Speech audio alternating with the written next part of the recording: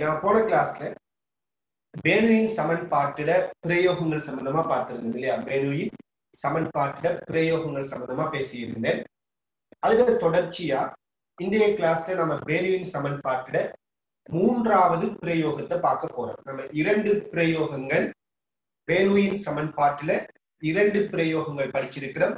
அதுல தொடர்ச்சியாக நாம இன்ஷா அல்லாஹ் பேனுயின் சமன்பாட்டிட மூன்றாவது பிரயோகத்தை பத்தி பேச போறோம். சரியா? சோ தலைப்பு போட்டுக்கொள்ளுங்க. மூணாவது பேனுயின் சமன்பாட்டிட மூணாவது பிரயோகம். பேனுயின் சமன்பாட்டின் மூணாவது பிரயோகம் தலைப்பு போட்டுக்கொள்ளுங்க. பலத்த காற்றின் போது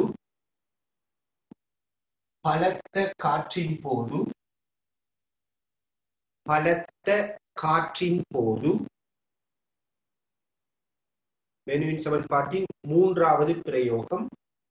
பலத்த காற்றின் போது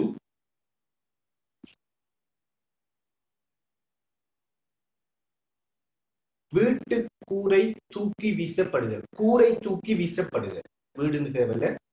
பலத்த காற்றின் போது கூரை தூக்கி வீசப்படுதல். பலத்த காற்றின் போது கூரை தூக்கி வீசப்படுதல்.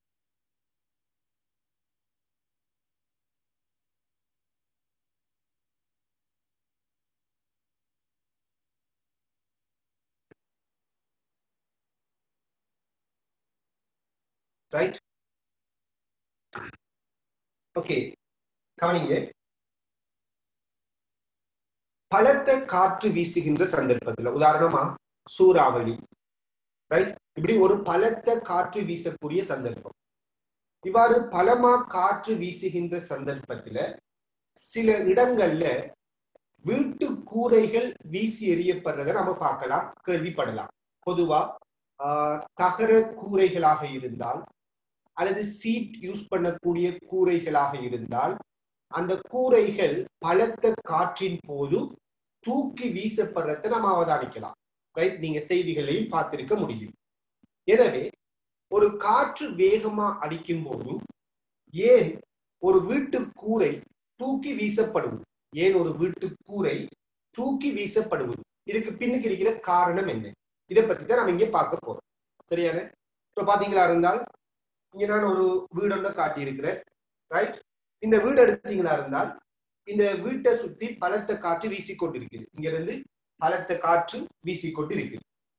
இவ்வாறு பலத்த காற்று இங்க வீசிக்கொண்டிருக்கக்குள்ள பாத்தீங்கன்னா இந்த வீட்டு கூரைக்கு மேல் இந்த காற்று பலமாக வீசிக்கொண்டிருக்கிற அதே சந்தர்ப்பத்துல இந்த வீட்டிட உட்பகுதி எடுத்தமா இருந்தால் வீடானது அடைக்கப்பட்டிருக்கிறதால இந்த வீட்டிட உட்பகுதியானது காற்றிட வேகம் மிக குறைவானதாக அமையும். வீட்டுக்கு வெளியில காற்று பலமாக வீசிக்கொண்டிருக்கும் போது வீடு அடைக்கப்பட்டதாக நாம கருதுவமாக இருந்தால் வீட்டினது உட்பகுதிக்குள்ள காற்றிட வேகம் மிக மிக குறைவாக இருக்கு இல்லையா?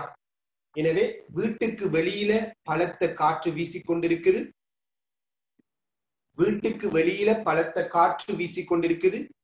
வீட்டிட உட்பகுதிக்குள்ள காற்றிட வேகம் மிக மிக குறைவாக இருக்கு. இப்படி வீட்டுக்கு வெளியில பலத்த காற்று வீசுவதாலையும் வீட்டிட உட்பகுதிக்குள்ள காற்றிட வேகம் மிக குறைவாக இருக்கிறதாலையும் இந்த சந்தர்ப்பத்தில் என்ன நடக்கும்னால் வீட்டு கூரைக்கு மேலுக்கும் வீட்டு கூரைக்கு கீழுக்கும், அதாவது வீட்டிற்கு வெளியிலையும் வீட்டிற்கு உள்ளேயும் அமுக்க வித்தியாசம் உருவாகும். வேக வித்தியாசத்தின் காரணமாக அமுக்க வித்தியாசம் உருவாகும். நான் படிச்சிருக்கிறோம். உதாரணமா கிடையான ஒரு குழாயினூடாக திரவம் பாயும் போது வேகம் உயர்வா இருந்தால் அங்க அமுக்கம் இழிவாகவும், வேகம் இழிவா இருந்தால் அங்க அமுக்கம் உயர்வாகவும் இருக்கும் என்று படிச்சிருக்கிறோம். அதே கன்செப்ட் தான் இங்கேயும். மேலுக்கு வேகம் உயர்வாக இருப்பதனால மேலுக்கு அமுக்கம் இழிவாக இருக்கும். வீட்டுக்குள்ள காற்று வீசாததால அங்க வேகம் குறைவாக இருப்பதனால வீட்டிட உட்பகுதிக்குள்ள அமுக்கம் உயர்வாக இருக்கு. எனவே வீட்டில உட்பகுதிக்குள்ள தொழிற்படுகின்ற அமுக்கம் உயர்வாகவும் வீட்டுக்கு வெளியில தொழிற்படுகின்ற அமுக்கம் இழிவாகவும் இருப்பதனால விளையுளாக ஒரு விசை உருவாகும். இங்க கீழுக்கு வீட்டுக்கு வெளியில தொழிற்படுற அமுக்கத்தை விட உள்ளுக்குள்ள தொழிற்படுற அமுக்கம் உயர்வாக இருப்பதனால் இந்த வீட்டு கூரையின் மீது விளையுளாக ஒரு விசை உருவாகும்.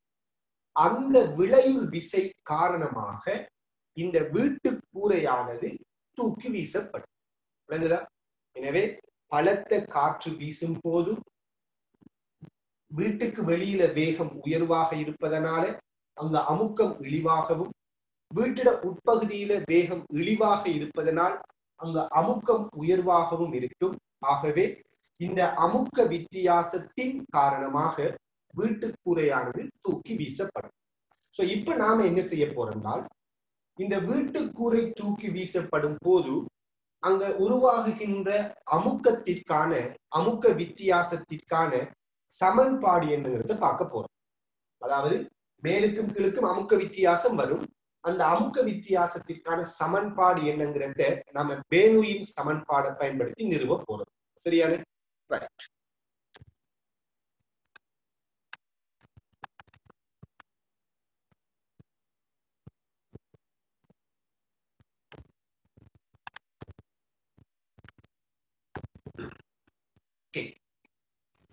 இப்ப பாருங்க,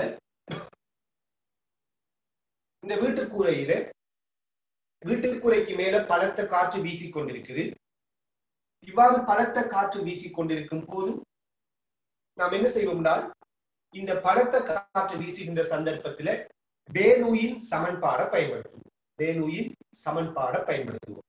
பாருங்க, இந்த வீட்டுக்கு கூரைக்கு மேல இந்த பலத்த காற்று வீசும் போது இந்த வீட்டு கூரைக்கு மேல நான் ஒரு புள்ளி ஒன்று எடுக்கிறேன். வீட்டு கூரைக்கு மேல ஒரு புள்ளியை கருதுறேன். இந்த புள்ளியை நான் ஏ என்று சொல்றேன். வீட்டு கூரைக்கு மட்டுமட்டா மேலுக்கு நான் ஒரு புள்ளியை கருதுறேன். அந்த புள்ளியை நான் ஏ என்று சொல்றேன். இதே போல வீட்டு கூரைக்கு கீழுக்கு ஒரு புள்ளியை எடுப்போம். வீட்டு கூரைக்கு மட்டுமட்டா கீழுக்கு இருக்கிற ஒரு புள்ளியை நான் பி என்று சொல்றேன். வீட்டு கூரைக்கு மேலுக்கு ஏங்கிற புள்ளியும் வீட்டு கூரைக்கு மட்டுமட்டா கீழுக்கு பிங்கிற புள்ளியும் இருக்கு. இதுல இந்த வீட்டு கூரைக்கு மேலுக்கு வீசுகின்ற காற்றினது வேகத்தை நான் வி என்று சொல்றேன். காற்று இவ்வாறு வீசிக்கொண்டிருக்குது. இவ்வாறு வீசுகின்ற இந்த காற்றினது வேகத்தை நான் வி என்று சொல்றேன். வி என்று சொல்றேன். இந்த காற்றினது வேகத்தை நான் வி என்று சொல்றேன். அதே நேரத்துல இந்த வீட்டிட உட்பகுதிக்குள்ள வீசுகின்ற காற்றினது வேகத்தை அன்னளவா 0 என்று எடுக்கிறேன். ஏன்னா ஒரு அடைக்கப்பட்ட வீடுண்டால் அங்க பெரிய அளவுல காற்றோட்டம் இருக்காது. எனவே வெளியில இருக்கிற சூறாவளியினது காற்றிட வேகத்தோட ஒப்பிடக்குள்ள அடைக்கப்பட்ட வீட்டுக்குள்ள இருக்கிற வேகம் புறக்கணிக்கத்தக்கதாக இருக்கு. ஆகவே வீட்டிட உட்பகுதிக்குள்ள இருக்கிற வேகத்தை நான் 0 என்று எடுக்கிறேன். சரியான? இப்ப பாருங்க, வீட்டுக்கு வெளியில இருக்கிற காற்றுல வேகம் v, உட்பகுதியில வேகம் 0. எனவே நான் இந்த ரெண்டு புள்ளிகளுக்கும் பேனுயின் சமன்பாடை பயன்படுத்த போறேன். இதுல இந்த வீட்டுக்கு உள்ளிருக்கக்கூடிய அமுக்கத்தை நான் PB என்று சொல்றேன். வீட்டுக்கு வெளியில இருக்கிற அமுக்கத்தை நான் PA என்று சொல்றேன். வீட்டுக்கு வெளியில இருக்கிற அமுக்கம் PA, வீட்டுக்கு உள்ள இருக்கிற அமுக்கத்தை PB என்று சொல்றேன். எனவே பாருங்க, பேனுயின் சமன்பாடு P plus half rho v வர்க்கம் plus rho gh மாறிலி. இதான சமன்பாடு. எனவே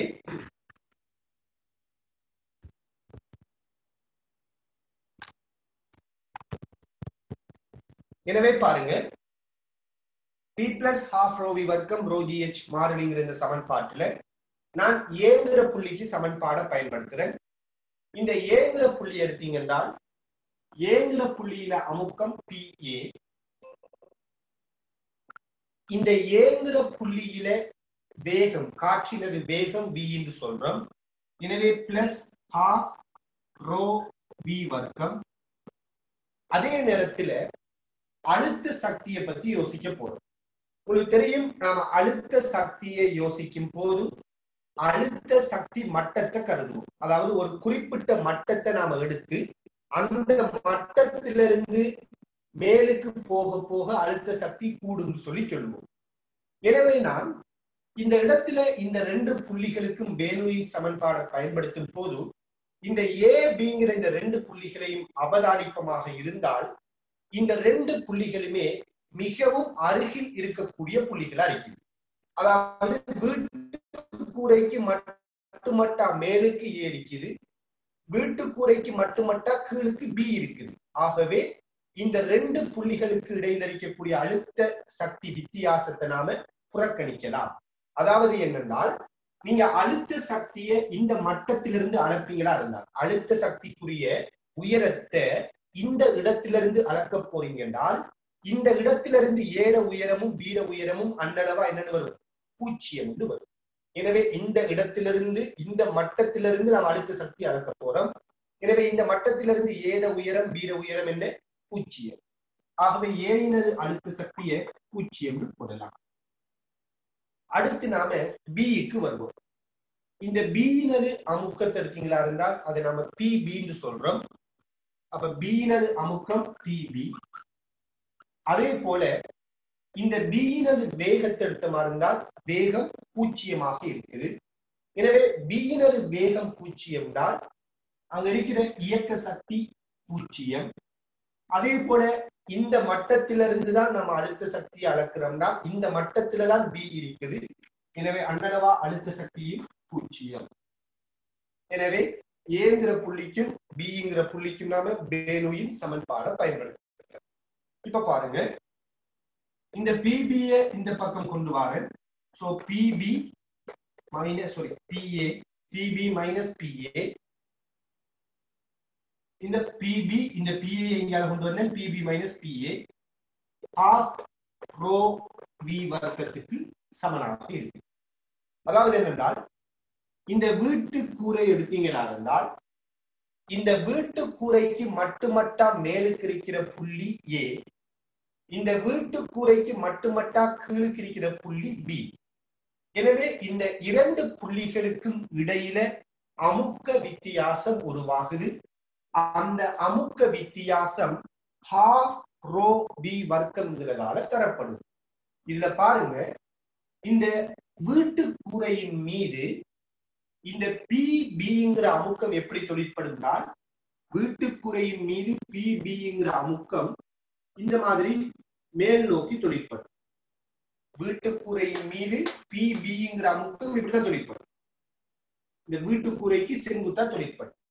ஏன்னா பாய்களால் உண்டாக்கப்படுகின்ற அமுக்கம் எப்பொழுதுமே அதுல மேற்பரப்புக்கு செங்குத்து. அதே நேரத்துல வீட்டுக்கூரைக்கு மேலுக்கு இருக்கிற அமுக்கம் என்ன, பிஏ. அந்த அமுக்கம் எப்படி தொழிற்படும், வீட்டுக்கூரைக்கு செங்குத்தா எப்படி தொழிற்படும், இது பிஏ. எனவே பாருங்க, இந்த வீட்டுக்கூரைக்கு கீழ் நோக்கிய திசையில பிஏங்கிற அமுக்கமும் இந்த வீட்டுக்கூரைக்கு மேல் நோக்கிய திசையில பிபிங்கிற அமுக்கமும் தொழிற்படுறதால இந்த பிபியானது இந்த பிஏயை விட பெரியதாகவும் இருப்பதனால இந்த வீட்டுக்கூரைக்கு விளைவுளாக மேல் நோக்கிய திசையில ஒரு விசை உருவாகும். இவ்வாறு வீட்டுக்கூரையின் மீது மேல் நோக்கிய திசையில விளையுள் விசை உருவாகுவதன் காரணமாக இந்த வீட்டுக்கூரையானது மேல் நோக்கி தூக்கி வீசப்படும். விளங்குதா? அப்ப மேலுக்கு இருக்கிற வீட்டுக்குறைக்கு மேலுக்கு இருக்கிற அமுக்கத்தை விட வீட்டுக்குறைக்கு மட்டுமட்டா கீழுக்கு இருக்கிற அமுக்கமானது மிக உயர்வாக இருப்பதனால விளைவுளாக விசை மேல் நோக்கி தொழிற்படும். ஏன், பிபிங்கிற அமுக்கம் இப்படி தொழிற்படும்.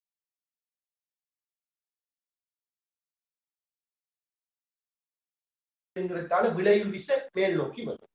ஆகவே விளையுள் விசை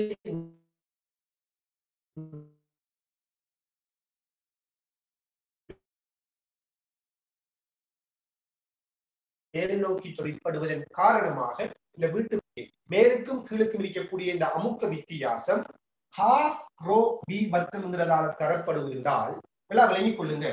இந்த வேகம், இந்த வெளியில் அடிக்கிற இந்த காற்றுட வேகம் இருக்குதாரு, இந்த காற்றுட வேகம் அதிகரிக்க அதிகரிக்க அதுல வர்க்கத்தால அமுக்க வித்தியாசம் அதிகரிக்கும். பாருங்க, வேகத்தில வர்க்கத்துக்கு தான் எது சமனா வரும்? BP minus BA.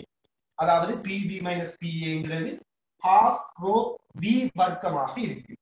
எனவே வேகத்திட வர்க்கத்தினால் இந்த அமுக்க வித்தியாசம் அதிகரிக்கும். எனவே வேகம் நன்றாக அதிகரித்தால், காற்றிட வேகம், வீட்டுக்கு வெளியில் இருக்கிற காற்றிட வேகம் நன்றாக அதிகரித்தால் அமுக்க வித்தியாசம் மிகவும் உயர்வாக என்ன செய்யும்? அதிகரிக்கும். அமுக்க வித்தியாசம் உயர்வாக இருந்தால் இங்க உருவாகிற விசையும் உயர்வாக இருக்கும். எனவே கூரை தூக்கி வீசப்படும். இதான் வீட்டுக்கூரை காற்றின் போது. உங்களுக்கு எழுதிக் கொள்ளுங்க.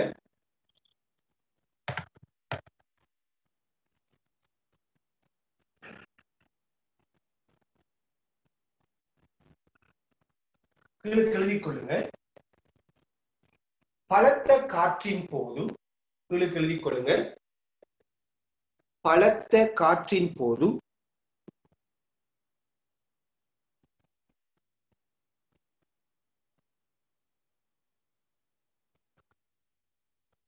பலத்த காற்றின் போது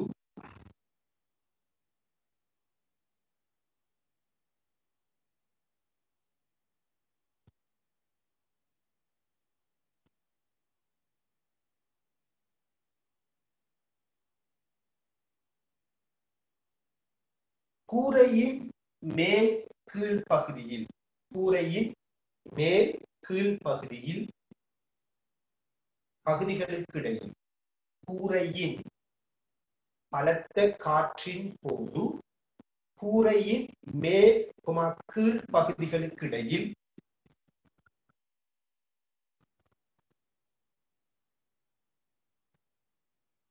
அமுக்க வித்தியாசம் உண்டாகுவதன் காரணமாக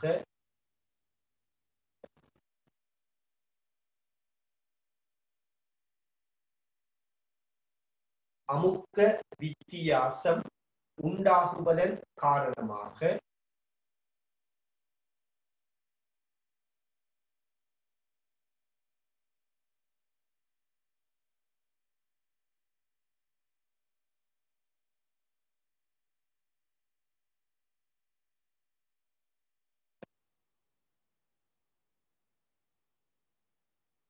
மேல் நோக்கிய விளையுள் விசையினால், மேல் நோக்கிய விளையுள் விசையினால்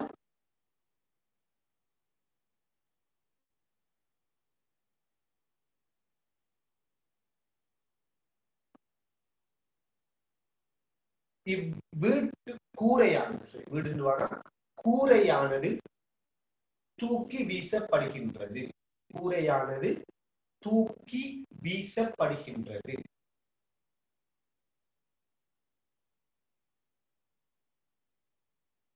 சரியா? கூரையானது தூக்கி வீசப்படுகின்றது. அதுக்கு கீழே இந்த படத்தையும் இந்த சமன்பாடையும் காட்டிக்கொள்ளுங்க. பாத்தீங்களா இருந்தால் இந்த மாதிரி வீட்டுக்கூரை வீசப்படக்கூடிய ஒரு எஸ்ஏ கேள்வி நமக்கு வந்திருக்குது ஃபைனல் பேப்பர்ல. ஒரு முறை இந்த வீட்டுக்கூரை வீசி எறியப்படுறதை அடிப்படையாக கொண்டு ஒரு எஸ்ஏ கேள்வி வந்திருக்குது. சரியான? எனவே நம்ம கிளிக் பார்க்கலாம் இன்ஷா அல்லாஹ். இந்த படத்தையும் இந்த சமன்பாடையும் நோட் பண்ணி கொள்ளுங்க.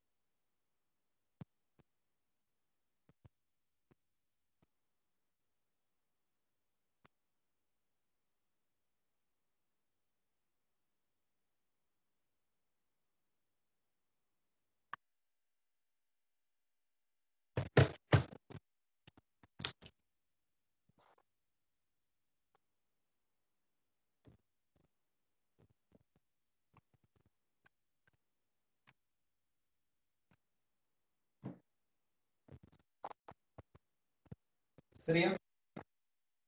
ஓகே,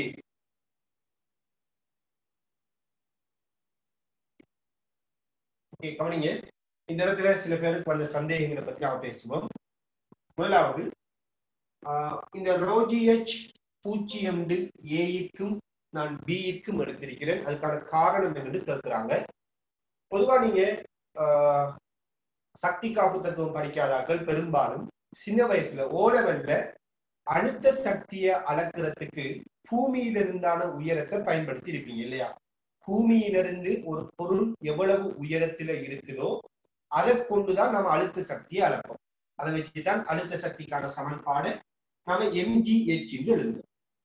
ஆனால் அழுத்த சக்திக்கான உயரத்தை அளப்பதற்கு நம்ம கட்டாயம் பூமியிட மட்டத்தை தான் பயன்படுத்தணுங்கிறது இல்லை. நீங்க பூமியிட மட்டம் இல்லாம வேறொரு மட்டத்தில இருந்தும் அழுத்த சக்தியை அளக்கலாம். சரிதானே? அந்த வகையில நான் இந்த ஏபிங்கிற 2 புள்ளிகளுக்குரிய அழுத்த சக்திகளை கண்டுபிடிப்பதற்காக நான் அழுத்த சக்தியை எந்த மட்டத்திலிருந்து அளக்க போறேன்னால், உதாரணமா இந்த மட்டத்திலிருந்து இந்த மட்டம் இந்த கிடை மட்டத்திலிருந்து நான் அழுத்த சக்தியை அளக்க போறேன். அதாவது இந்த மட்டத்திலிருந்து ஒரு பொருள் h உயரத்தில இருந்தால், இந்த இடத்துல இருந்தால் இதை நான் ρgh அழுத்த சக்தின்னு எடுப்பேன். இந்த மட்டத்திலிருந்து நான் அழுத்த சக்தியை அளக்கிறேன்னு நான் முடிவெடுத்தால், இந்த மட்டத்துக்கு கீழுக்கு ஒரு பொருள் h ஆழத்துல இருந்தால் அதுல அழுத்த சக்தியை நான் -ρgh எடுப்பேன். விளங்க வித்தியாசம் என்னன்னு நாம தான் டிசைட் பண்ணணும் எந்த இடத்திலிருந்து அழுத்த சக்தியை அளக்கிறது. எனவே நான் இந்த கிடை மட்டத்திலிருந்து அழுத்த சக்தியை அளக்க போறேன்னால், இந்த மட்டத்திலிருந்து மேலுக்கு h உயரத்தில் இருந்தால் அழுத்த சக்தி ρgh, இந்த மட்டத்திலிருந்து கீழுக்கு h உயரத்தில் இருந்தால் அழுத்த சக்தி -ρgh என்று சொல்றோம். இப்ப நாம இந்த மட்டத்திலிருந்து அழுத்த சக்தியை அளக்கக்குள்ள இந்த மட்டத்தில அண்மித்த 2 புள்ளிகளாகத்தான் இந்த ஏயும் பியும் இருக்குது. நாம இந்த மட்டத்திலிருந்து அழுத்த சக்தி அளக்கிறோம். இதுக்கு பக்கத்தில் இருக்கிற 2 புள்ளிகள் தான் யாரு? ஏயும் பியும். எனவே இந்த மட்டத்திலிருந்தான ஏயினது உயரமும் 0, இந்த மட்டத்திலிருந்தான பியினது உயரமும் 0. எனவே இவங்க 2 பேரினதும் அழுத்த சக்தியை நாம 0 என்று எடுக்கிறோம். விளங்குதா? இதான் அழுத்த சக்தி அளக்கப்படுகின்ற மெத்தட். ரைட்? இல்ல ஒரு ஆள் சொல்றாரு, எனக்கு இந்த மட்டமெல்லாம் சரி வராது, இது ஒரு மட்டமான முடிவா இருக்குன்னு சொல்லி போட்டு தரையில இருந்துதான் அழுத்த சக்தி அளக்க போறான்னு வச்சுக்கொள்ளும். ஒரு ஆள் சொல்றாரு, நான் தரையில இருந்து அழுத்த சக்தி அளக்க போறேன், நான் இங்க இருந்து அழுத்த சக்தி அளக்க போறேன்னு சொல்றாரு. சரி, அவர் சொல்ற மாதிரி தரையில இருந்து நான் அழுத்த சக்தி அளப்பமே. தரையில இருந்து இந்த பியினது உயரம் எச்சிந்தால் ஏறக்குறைய தரையிலிருந்து இந்த ஏயினது உயரமும் என்னதான் வரும்? ஏறக்குறைய h தான் வரும். ஏன்னா இது ரெண்டுமே மிக அண்மித்த புள்ளிகள். எனவே தரையிலிருந்து பியினது உயரமும் h, தரையிலிருந்து ஏயினது உயரமும் h. எனவே தரையில இருந்து அழுத்த சக்தியை அளந்திருந்தால் ஏயினது அழுத்த சக்திக்கு ρgh போடணும். அதே மாதிரி பீட உயரமும் என்ன? h. அப்ப பீனது அழுத்த சக்திக்கு என்னத்தை போடணும்? ρgh போடணும். ஆகவே இந்த ρgh-ம் இந்த ρgh-ம் என்ன செய்யும்? ஒன்றிலிருந்து ஒன்று கழிப்படும். அப்படி கழிப்பட்டால் ρgh இல்லாம போகும். எனவே நான் என்ன சொல்றேன்னால், அழுத்த சக்தியை அளக்கிறதுக்கு நீங்க தரைய மாத்திரம் தான் பயன்படுத்தணுங்கிறது இல்ல, நீங்க விரும்பின ஒரு மட்டத்தை பயன்படுத்தலாம். அந்த வகையில நான் இந்த மட்டத்திலிருந்து அழுத்த சக்தி அளந்ததால 2 அழுத்த சக்தியும் 0 இருக்கு. இதான் அழுத்த சக்திக்குரிய விளக்கம். அதே போல இன்னும் ஒரு கேள்வி கேட்டிருக்கிறாரு, அமுக்கம்ங்கிறது காவிக்கணியமா எண்ணிக்கணியமாண்டு. சோ நாம இதை மெஷர்மெண்ட்லயே வந்துட்டு என்ன செய்வோம்னா பேசுவோம். உண்மையிலேயே மெஷர்மெண்ட் படிக்காமலே தெரியும் என்கிட்ட. அதாவது வந்துட்டு அமுக்கம்ங்கிறது ஒரு கட்டாயமா ஒரு எண்ணிக்கணியம். எல்லாம் விளைய போடுங்க. அமுக்கம்ங்கிறது எண்ணிக்கணியம். நிறைய பேருக்கு குழப்பம் இது. அமுக்கம்ங்கிறது எண்ணிக்கணியம், மின்னோட்டம்ங்கிறது எண்ணிக்கணியம், அமுக்கம், கரண்ட், இது எல்லாமே என்னதான்? எண்ணிக்கணியங்கள். அமுக்கம்ங்கிறது எண்ணிக்கணியம், கரண்ட்ங்கிறது எண்ணிக்கணியம். சரியான? எனவே இது 2வது கேள்வி. இன்னும் ஒரு கேள்வி ஒரு ஆள் கேட்டிருக்கிறாரு. உண்மையிலே இந்த கேள்வி வந்துட்டு ஒரு வரவேற்கத்தக்க ஒரு கேள்வி. ஏன்னா பெரும்பாலும் நான் இதுவரைக்கும் படிப்பிச்ச காலங்கள்ல எனக்கு இந்த கேள்வியை யாருமே கேட்டதும் இல்லை. இதுவரைக்கும் நான் படிப்பிக்கிற காலங்கள்ல எனக்கிட்ட இந்த கேள்வியை யாரும் கேட்கல. சின்ன கேள்விதான், ஆனா இதுவரைக்கும் யாரும் அதை யோசிக்கல. அதாவது நாம இந்த இடத்துல பலத்த காற்று வீசிக்கொண்டிருக்கும் போது ஏபிங்கிற இந்த இரண்டு புள்ளிகளுக்கும் பேலூயின் சமன்பாடை பயன்படுத்துறோம். என்ன கேட்கிறாங்கன்னா, நாம ஏபிங்கிற இந்த பேலூயின் சமன்பாடை ஏபிங்கிற இந்த ரெண்டு புள்ளிகளுக்கு பயன்படுத்துறோம்னா, நாம இங்க பேலூயின் சமன்பாடை பயன்படுத்தினது வலிக்கு இல்லையா? நம்ம இங்க பேலூயின் சமன்பாடை யாருக்கு பயன்படுத்துறோம்? வலிக்கு தானே பயன்படுத்துறோம், காற்றுக்கு தானே பயன்படுத்துறோம், வலிக்கு பயன்படுத்துறோம். நாம ஏற்கனவே படிச்சு வச்சிருக்கிறோம், பேலூயின் சமன்பாட்டிற்கான நிபந்தனைகள்ல ஒன்று அந்த பாய் எப்படிப்பட்டதா இருக்கணும்? நெருக்கத்தகவற்ற பாயாக இருக்கணும். அவ்வாறு நெருக்கத்தகவற்ற பாயாக இருந்தால்தான் பேலூயின் சமன்பாடு பொருந்துண்டு படிச்சு வச்சு போட்டு இங்க நாம பேலூயின் சமன்பாடை வலிக்கு பயன்படுத்துறோம் அப்படின்னு கேட்டிருக்காங்க. உண்மையிலே நல்ல ஒரு கேள்வி இல்லையா? ஏன்னா வலி வந்துட்டு நெருக்கத்தகவுடைய ஒரு பாய். வலியை வந்து நம்ம சிம்பிளா நெருக்கலாம். ஒரு பலூனுக்குள்ள வலியை நிரப்பி போட்டு நம்ம சிம்பிளா நெருக்க முடியும். நெருக்கத்தகவுடைய பாய். அப்படி இருக்கும் போது இந்த வலிக்கு நாம எவ்வாறு பேலூயின் சமன்பாடை பயன்படுத்தலாம்ங்கிற ஒரு நல்ல கேள்வியை கேட்டிருக்காங்க. ஆனா துரதிர்ஷ்டம் என்னென்றால், வலிக்கு நாம ஏன் பேலூயின் சமன்பாடை பயன்படுத்த முடியுங்கிறதுக்கான விளக்கத்தை நீங்க படிக்கணுமா இருந்தா அதுக்கு நமக்கு மேலும் சில தகவல்கள் தேவைப்படும். ஃபார் எக்ஸாம்பிள், ரெனால்ட் நம்பர்ங்கிற விடயம் தேவைப்படும், மெக் நம்பர்ங்கிற விடயம் தேவைப்படும். இதெல்லாம் தெரிஞ்சிருந்தால்தான் வலிக்கு நாம பேலூயின் சமன்பாடை பயன்படுத்துறதுக்கான காரணத்தை தெளிவாக விளங்கிக் கொள்ள முடியும். சரியான? எனவே இந்த கேள்வி கேட்ட ஆளுக்கு நான் சொல்ற ஒரே ஒரு பதில் என்னென்றால், இன்ஷால்லா நீங்க என்ஜினியரிங் ஃபீல்டுல இருந்திருந்தால், மெக்கானிக்கல் இன்ஜினியரிங் ஃபீல்டுக்குள்ள போவீங்களா இருந்தால் அங்க நீங்க இப்படியான விடயங்களை தேடி படிக்க முடியும். சரியான? யூனிவர்சிட்டியில வலிக்கு நாம ஏன் பேலூயின் சமன்பாடு அப்ளை பண்ண முடியுங்கிறத நீங்க என்ன செய்யலாம். மெக்கானிக்கல் இன்ஜினியரிங் ஃபீல்டுக்குள்ள போவீங்களா இருந்தா இன்ஷால்லா அதை தெரிஞ்சு கொள்ள முடியும். எனவே இப்போதைக்கு நாம என்ன காரணம் சொல்றோம்னா, டீப்பான காரணத்தை அங்க படிக்கலாம். இப்போதைக்கு நாம என்ன காரணம் சொல்றோம்னா, இந்த வலியானது இவ்வாறு பலத்த காற்றானது வீசிக்கொண்டிருக்கிற சந்தர்ப்பத்துல இந்த வலியினது அடர்த்தியில பெரிய அளவுல மாற்றம் வராது அப்படின்னு சொல்றோம். அதாவது நெருக்கத்தகவுடைய பாயிண்டா என்ன? நாம நெருக்கும் போது அந்த பாயினது கனவளவு, அந்த பாயினது அடர்த்தி மாற்றம் அடையும். எனவே நாம இங்க எப்படி அசியூம் பண்றோம், நாம எப்படி எடுகோல் எடுக்கிறோம்னா, இந்த கூரைக்கு மேலுக்கு இருக்கிற வலியினதும் கூரைக்கு கீழுக்கு இருக்கின்ற வலியினதும் அடர்த்தி எப்படிப்பட்டதுன்னா ஒரே அடர்த்தின்னு எடுக்கிறோம். மேலுக்கு இருக்கிற வலிட அடர்த்தியும் ரோதான், கீழுக்கு இருக்கிற வலிட அடர்த்தியும் ரோதான். அப்ப நம்ம இரண்டிட அடர்த்தியையும் ஒரே அடர்த்தின்னு எடுக்கிறோம்னால் இந்த இரண்டு பக்கத்துல இருக்கிற வலியையும் நெருக்கத்தகவற்ற வழியாக நாம அனுமானித்துக் கொள்கிறோம். சரியான? அப்படி ஒரு எடுகோல் எடுக்கப்பட்டுதான் இந்த சமன்பாடு நிறுவப்பட்டிருக்குது. சரியான? வலி உண்மையிலே நெருக்கத்தகவுடைய பாயி இருந்தாலும் இங்க ஒரு எடுகோல் எடுத்து நாம ஏபிங்கிற இந்த ரெண்டு புள்ளிகளுக்கு பேலூயின் சமன்பாடை பயன்படுத்தும். கவனிங்க, இன்னும் ஒரு விடயத்தையும் நான் இந்த இடத்துல சொல்லி காட்ட வேண்டியிருக்குது. இது நான் சொல்ல வேண்டிய ஒரு முக்கியமான விடயம். நல்லா அவதானிச்சு கொள்ளணும்.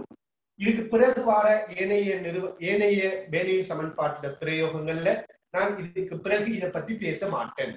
சரியா விளங்கிக் கொள்ளுங்க. சின்ன விடயம் தான், ஆனா சரியா விளங்கிக் கொள்ளுங்க, முக்கியம். அதாவது பேலூயின் சமன்பாட்டை நாம அருவிக்கோட்டு பாய்ச்சல்ல இருக்கக்கூடிய இரண்டு புள்ளிகளுக்கு பயன்படுத்தலாம் சொல்லி படிச்சோம் இல்லையா? அருவிக்கோட்டு பாய்ச்சல்ல இருக்கக்கூடிய இரண்டு புள்ளிகள் அடிக்கணும். இதை சொல்லக்குள்ள எனக்கு ஒரு ஞாபகம் வருது. போன கிளாஸ்ல ஒரு கேள்வி கேட்டிருந்தாரு. அருவிக்கோட்டு பாய்ச்சல், அதாவது பாயை பொறுத்த வரையில சுழலாத பாய்களாக இருக்கணும்னு ஒரு நிபந்தனை இருக்குதான்னு சொல்லி கேட்டிருந்தாரு. விலகிக் கொள்ளுங்க, அருவிக்கோட்டு பாய்ச்சல் என்றாலே அதை நம்ம பொதுவா சுழலாத பாய்களாக கருதுவோம். சரியான? அருவிக்கோட்டு பாய்ச்சல் என்றாலே அதை ஒரு சுழற்சியற்ற ஒரு பாயாக கருதித்தான் நாம செய்வோம். ஏன்னா சுழற்சி மிக குறைவாரி. எனவே அந்த கேள்வி கேட்டாலுக்கு நான் சொன்னது விளங்கும் நம்புறேன். எனவே பாருங்க, அருவிக்கோட்டு பாய்ச்சல் இருக்கிற இரண்டு புள்ளிகளுக்குத்தான் நம்ம பேலூயின் சமன்பாடை பயன்படுத்த முடியும். ஆனால் இந்த அருவிக்கோட்டு பாய்ச்சல் எடுத்தீங்கன்னா அருவிக்கோட்டு பாய்ச்சல் இப்படி இருக்கு. இந்த அருவிக்கோட்டு பாய்ச்சல் இருக்கிற ஏங்கிற புள்ளிக்கு நாம பேலூயின் சமன்பாடை பயன்படுத்தி போட்டு அருவிக்கோட்டு பாய்ச்சல்ல இல்லாத ஒரு புள்ளி தான் இந்த பி இல்லையா? அருவிக்கோட்டு பாய்ச்சல்ல இந்த பாதையில பிங்கிற புள்ளி இருக்குதா? இல்லை. இந்த கூரைக்கு கீழுக்குத்தான் பிங்கிற புள்ளி இருக்குது. எனவே அருவிக்கோட்டு பாய்ச்சல்ல இருக்கிற ஒரு புள்ளிக்கும் அருவிக்கோட்டு பாய்ச்சல்ல இல்லாத ஒரு புள்ளிக்கும் நாம பேர்னியின் சமன்பாடை பயன்படுத்தி இருக்கோம். இது எப்படி சாத்தியம் அப்படின்னு ஒரு கேள்வி வரும். விளங்கிக் கொள்ளுங்க. உண்மையிலேயே நாம ஏக்கும் பிக்கும் பேர்னியின் சமன்பாடை நேரடியா பயன்படுத்த முடியாது. நாம என்ன செய்யணும்னால், இந்த அருவிக்கோட்டு பாய்ச்சல் எடுத்தமா இருந்தால் அருவிக்கோட்டு பாய்ச்சல் இருக்கிற இந்த ஏங்கிற புள்ளியோட இதே அருவிக்கோட்டு பாய்ச்சல்ல சற்று தூரத்தில் இருக்கிற ஒரு புள்ளியை நாம சீங்க எடுப்போம். இந்த அருவிக்கோட்டு பாய்ச்சல்ல தூரத்தில் இருக்கக்கூடிய ஒரு புள்ளியை நாம என்ன எடுக்க போறோம்? சீங்க எடுக்க போறோம். சரியா? இப்ப நாம இந்த ஏங்கிற புள்ளிக்கும் இந்த சீங்கிற புள்ளிக்கும் என்ன செய்யலாம்? பேர்னூயின் சமன்பாடை பயன்படுத்தலாம். ஏன்? இந்த ஏங்கிற புள்ளியும் சீங்கிற புள்ளியும் எங்க இருக்குது? ஒரே அருவிக்கோட்டு பாய்ச்சல்ல இருக்குது. எனவே நாம ஏக்கும் இந்த அருவிக்கோட்டில் இருக்கிற சீங்கிற புள்ளிக்கும் பேர்னூயின் சமன்பாடை பயன்படுத்தலாம். இதே பாதையில் இருக்கக்கூடிய சீங்கிற புள்ளிக்கும் நாம பேர்னூயின் சமன்பாடை பயன்படுத்தலாம்.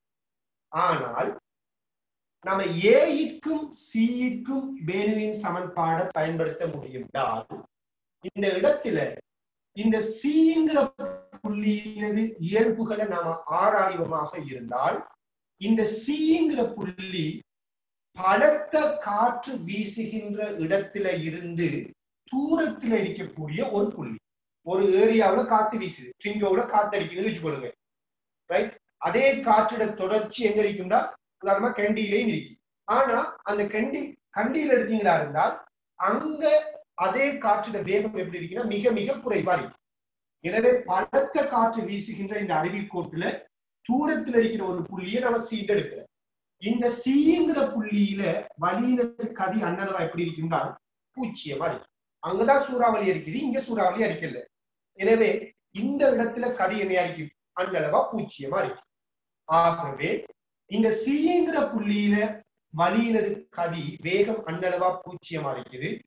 சீங்கிற புள்ளியில அமுக்கத்தெடுத்தீங்களா இருந்தால் இந்த வேகத்துக்கு ஏற்ற மாதிரி இதுல அமுக்கமும் இருக்க போகுது. எனவே நாம என்ன சொல்லலாம்னால் இந்த பிங்கிற புள்ளியும் இந்த சிங்கிற புள்ளியும் ஏறக்குறைய சர்வசமனான புள்ளிகள். பிங்கிற புள்ளியும் இந்த சிங்கிற புள்ளியும் எப்படிப்பட்ட புள்ளிகள்? சர்வசமனான புள்ளிகள். ஏன்? இங்க பியில இருக்கிற வழியில கதி பூச்சியம், தூரத்தில் இருக்கிற புள்ளி இந்த சீலையும் வழியினது கதி என்ன? பூச்சியம். எனவே பியும் சியும் சர்வசமனான புள்ளிகள் என்று சொல்லலாம். ஆகவே ஏக்கும் சிக்கும் நாம பேர்னூயின் சமன்பாடை பயன்படுத்த முடியும் என்றால் பியும் சியும் சர்வசமனான புள்ளி என்பதால் ஏக்கும் பிக்கும் பேர்னூயின் சமன்பாடை பயன்படுத்தலாம் என்கிற முடிவுக்கு வரும். ரைட்? ஏக்கும் பிக்கும் பேர்னூயின் சமன்பாடை பயன்படுத்தலாம் முடிவுக்கு நாம் எப்படி வரோம்? உண்மையிலேயே ஏக்கு அருவிக்கோட்டு பாய்ச்சல் இருக்கிற ஒரு புள்ளிதான் யாரு? சி. எனவே நம்ம ஏக்கும் சிக்கும் பேர்னூயின் சமன்பாடை பயன்படுத்தலாம். ஆனால் இந்த சிங்கிற புள்ளியினது இயல்புகளும் இந்த பிங்கிற புள்ளியினது இயல்புகளும் ஒரேதாக இருக்குது. அதாவது சியில் இருக்கிற கதி, ஏல இருக்கிற பியில் இருக்கிற கதி, இது ரெண்டும் எப்படிப்பட்டது? பூச்சியமா இருக்கு. எனவே இது ரெண்டும் சர்வசமனான புள்ளிகளாக இருப்பதனால் ஏக்கும் சிக்கும் பேர்னூயின் சமன்பாடை பயன்படுத்த முடியும் என்றால் ஏக்கும் பிக்கும் பேர்னூயின் சமன்பாடை பயன்படுத்த முடியும் என்கிற ஒரு முடிவுக்கு வரலாம். சரியான? சோ பொதுவா பெரும்பாலும் இந்த விடயத்தை கேள்வியா கேட்கிறல்ல. ரைட்? கட்டாயம் நீங்க தெரிஞ்சு வச்சுக்கொள்ளுங்க. பூரா காலம் என்ன செய்யலாம்? இதை ஒரு பாயிண்டா கேள்வியா கேட்க முடியும். ரைட்? சோ இது வரைக்கும் கேட்கல. ஆனா கட்டாயம் நம்ம என்ன செய்வோம்? தெரிஞ்சு வச்சுக்கொள்வோம். நேரடியா உண்மையிலே ஏக்கும் பிக்கும் நம்ம பேர்னூயின் சமன்பாடை பயன்படுத்தி இருக்கிறோம். ஆனா உண்மையா அப்படி பயன்படுத்த முடியாது. ஏன்னா அருவிக்கோட்டு பாய்ச்சல் இருக்கிற ரெண்டு புள்ளிகளுக்கு தான் பேர்னூயின் சமன்பாடு பொருந்தும். எனவே ஏக்கும் சிக்கும் தான் பேர்னூயின் சமன்பாடு பொருந்தும். நாம என்ன சொல்றோம்னா சிங்கிற புள்ளிக்கு சர்வசமனான புள்ளி தான் பிங்கிற புள்ளி. ஆகவே நாம ஏக்கும் பிக்கும் பயன்படுத்த முடியும் என்கிற ஒரு தர்க்க ரீதியான ஆர்கியூமெண்ட முன்வைக்கிறோம். சரியான? இதான் இதுக்கு இருக்கிற காரணம். தேவையானதுன்னா நோட் பண்ணி வச்சுக்கொள்ளுங்க. அவ்வளவுதான்.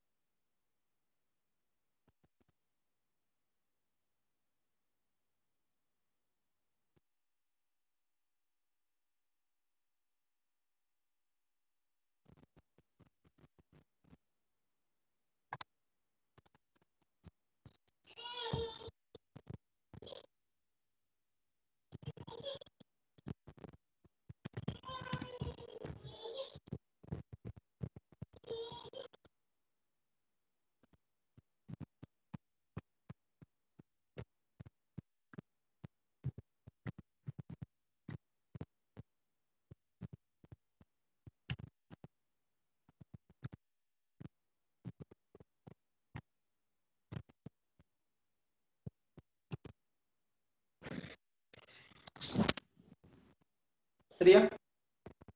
ஓகே, இப்ப நீங்க பெர்னூலியின் சமன்பாட்டுல நான்காவது பிரயோகம் போட்டுக்கொள்ளுங்க.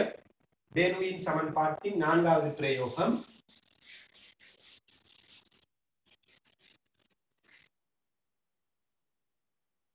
விமானமானது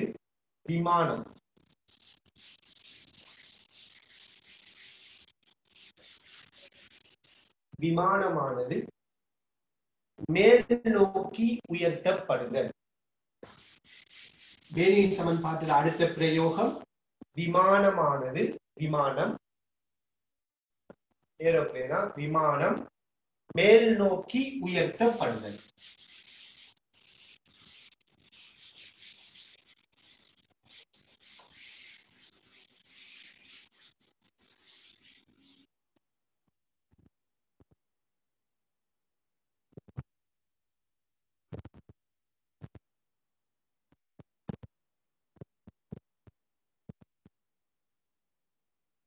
ஓகே, பாருங்க.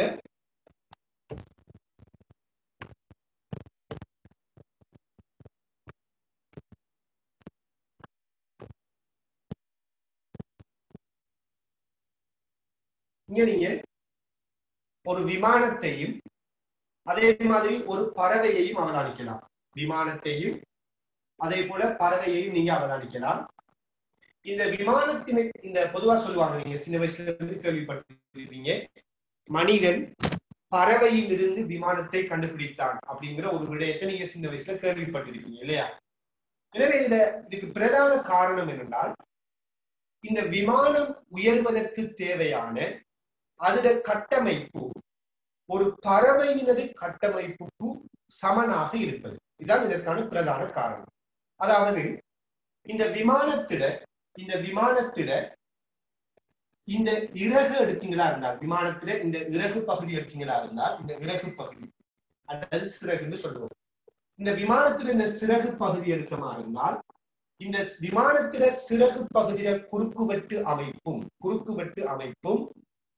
இந்த பறவை எடுத்தீங்களா இருந்தால் இந்த பறவையில இறகினது குறுக்குவெட்டு அமைப்பும் எப்படிப்பட்டதுனால் ஒரே வடிவமாக இருக்கு. என்ன பாத்தீங்கன்னா, விமானத்தில இறகு இப்படி மேல் நோக்கி இப்படி வளைஞ்ச அமைப்புல இருக்கு. அதே மாதிரி இந்த பறவை பறக்கும் போது அதுல இறகிட கட்டமைப்பு எடுத்தீங்களா இருந்தால் அதுவும் எப்படி இருக்குன்னா மேல் நோக்கி வளைந்த அமைப்புல இருக்கு. எனவே நம்ம என்ன சொல்றோம்னால், விமானமா இருக்கலாம் அல்லது பறவையா இருக்கலாம், இது எல்லாத்துக்குமே இது மேல் நோக்கி பறப்பதற்குரிய அடிப்படையான விடயம் பெர்னூலியின் சமன்பாட்டிலிருந்து உருவாகும். அதாவது பாருங்க, இந்த விமானத்திட இறகு எடுத்தீங்கன்னால் இந்த இறகினது குறுக்குவெட்டு தோற்றம் தான் இந்த படத்துல காட்டப்பட்டிருக்கு. இது என்னென்றால், இந்த விமானத்திட இறகிட குறுக்குவெட்டு தோற்றம். அதாவது இங்க இருக்கான விமானத்தில இறகு, இந்த இறகு அமைப்பு இருக்கான இப்படியே வார அமைப்பு, இந்த குறுக்குவெட்டு தோற்றம் தான் இங்க காட்டப்பட்டிருக்கு. சோ விமானத்திட இறகிட குறுக்குவெட்டு தோற்றம். இது எதுக்கும் பொருந்தும், பறவையினது இறகினது குறுக்குவெட்டு தோற்றத்துக்கும் பொருந்தும். சரியான? இப்படி ஒரு விமானத்திட விமானத்திட இறகு அல்லது சிறகினது குறுக்குவெட்டு தோற்றம் இப்படியான ஒரு அமைப்புல இருப்பதனாலதான் இந்த விமானமானது மேல் நோக்கி பறக்கக்கூடியதாக இருக்கு. சரியான? சோ இதுக்கு பின்னுக்கு இருக்கிற காரணம் என்ன? விமானம் ஏன் மேல் நோக்கி உயர்த்தப்படுவது, அதுக்கும் இந்த இறகிட குறுக்குவெட்டு தோற்றம் இந்த அமைப்புல இருப்பதற்குமான காரணம் என்னங்கிறது தான் நாம இப்ப பார்க்க போறோம். ரைட்?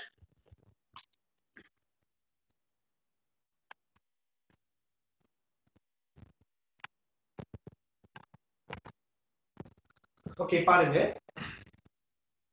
இப்ப நான் சொன்ன விமானத்துல இறகு,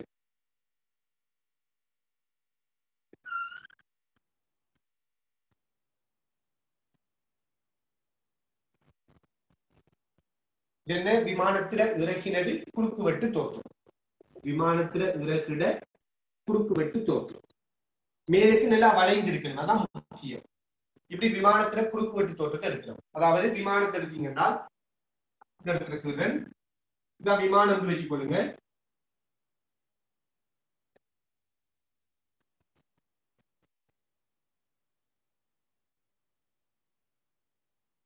இதுதான் விமானம் தான்.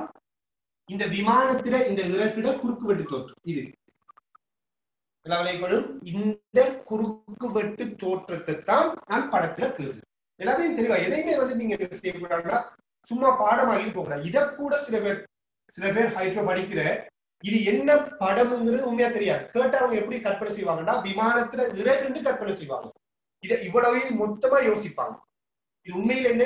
விமானத்துல இறகினது குறுக்குவெட்டு தோற்றம். இந்த பாடம் இந்த குறுக்குவெட்டு தோற்றம்னா இங்க காட்டப்பட்டிருக்கு. இப்ப பாருங்க, இந்த விமானம் ஓடு பாதையில விமானம் உங்களுக்கு தெரியும் ஒரு ஓடு பாதை ஒன்று இருக்கும். அந்த ஓடு பாதையில இயங்கிக் கொண்டிருக்கும் போது விமானம் ஒரு ஓடு பாதையில இவ்வாறு இயங்கிக் கொண்டிருக்கும் போது இந்த விமானம் சார்பாக வழியானது அதற்கு எதிர் திசையில இயங்கும் இல்லையா? விமானம் சார்பாக நாம வழியை எடுத்தமா இருந்தால் இந்த விமானம் சார்பாக வழியானது எதிர் திசையில இயங்கிக் கொண்டிருக்கு. இப்படி இயங்கும் விமானம். அதாவது நல்லா விளங்கிக் கொள்ளுங்க, நீங்க விமானத்துல பயணிக்கிறீங்க. விமானம் உதாரணமா இடப்பக்கமாக வீங்கிற கதியோட பயணித்திருந்தால், இடப்பக்கமாக ஓடு பாதையில வீங்கிற கதியில இயங்கிக் கொண்டிருக்கிறால் விமானம் சார்பாக வழியானது அதற்கு எதிர் திசையில வீங்கிற கதியோட இயங்கும். அப்படித்தானே? உதாரணமா நீங்க பைக்ல போறதை யோசிங்க. நீங்க பைக்ல வேகமா போறீங்கன்னு வச்சுக்கொள்ளுங்க. இந்த திசையில பைக்ல வேகமா போனீங்கன்னா காத்து என்ன செய்யும்? உங்களுக்கு எதிர் திசையில அடிக்கும் இல்லையா? எனவே நீங்க பைக்கை இயக்குற திசைக்கு எதிர் திசையில காற்று அடிக்குது. எனவே பைக் சார்பா காற்று இந்த திசையில இயங்கும். அதே மாதிரி விமானம் இடப்பக்கமாக இயங்கும் போது விமானம் சார்பாக வழியானது வலப்பக்கமாக இயங்கும். விமானத்தில கதி வியாக இருந்தால் விமானம் சார்பா வழியினது கதியை நாம வி என்று எடுக்கலாம். ரைட்? இப்ப கவனிங்க, இவ்வாறு வழி இவ்வாறு வீசிக்கொண்டிருக்கும் போது இந்த விமானத்தில இறகின் மீது வழியினது பாதையை வரைய போறோம். உங்களுக்கு தெரியும் இப்படியே வர வழி இந்த விமானத்தில இறகுல இப்படி போகும் இல்லையா? இந்த விமானத்தில இறகின் மீது வழி எவ்வாறு பயணிக்குதுன்னு எடுக்க போறோம். பாருங்க, உதாரணமா இப்படி வழி பயணிக்குது, வழி இயங்கிக் கொண்டிருக்குது. இவ்வாறு வழி இயங்கிக் கொண்டிருக்கக்குள்ள இந்த இடத்துல வர வழிப்படையை எடுக்கும். இந்த இடத்துல இருக்கிற வழிப்படையை எடுக்கும். இந்த வழிப்படை இப்படி போகலாமா? இல்ல, போக முடியாது. எனவே என்ன நடக்கும்னா இங்கிருந்து வர இந்த வழி இதுல மேற்பரப்பு இப்படி வளைந்திருக்கிறதால இங்கிருந்து வர வழி என்ன செய்யுதா இப்படியே வந்து இந்த பாதையில இப்படி வளையும். இந்த பாதையில இப்படி வளையும், இப்படி வளைந்து இப்படி போகும். அதே போல இங்க வர இந்த வழியையும் எடுக்கும், இந்த வழியையும் எடுக்கும். நல்லா வளைஞ்சிருக்கணும். விமானத்துல இருந்து இப்படி நல்லா வளைந்திருக்கும். இப்ப அடுத்த வழி எடுக்கும். இந்த வழி எடுத்தீங்கன்னா இதுவும் என்ன செய்யும்னா இப்படி வளைஞ்சிருக்கிறதால இந்த வழி இந்த பாதையில இப்படித்தான் பயணிக்கும். இப்படி பயணிக்கும். ரைட்? இதுல இன்னும் சில வழியை நமக்கு இருக்கும் வழிப்படைகளை. இங்க இருந்து வர வழி எடுத்தீங்கன்னா இந்த வழிப்படையும் எப்படியே வந்து இப்படி போகும். இங்க இருந்து வர வழி எடுத்தீங்கன்னா இப்படி போகும். இப்படி வழிப்படை இப்படி போகும்.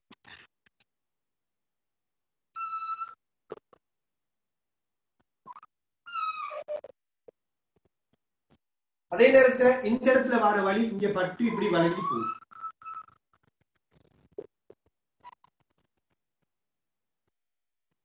இங்க வர வழியும் இப்படி பட்டு இப்படி வளைஞ்சு போகும்.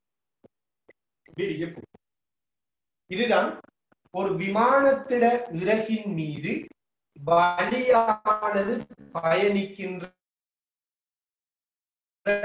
பாதையினது அமைப்பாக இருக்கு. அதாவது விமானம் இந்த திசையில இயங்கும் போது விமானம் சார்பாக வழி எதிர் திசையில இயங்கும்.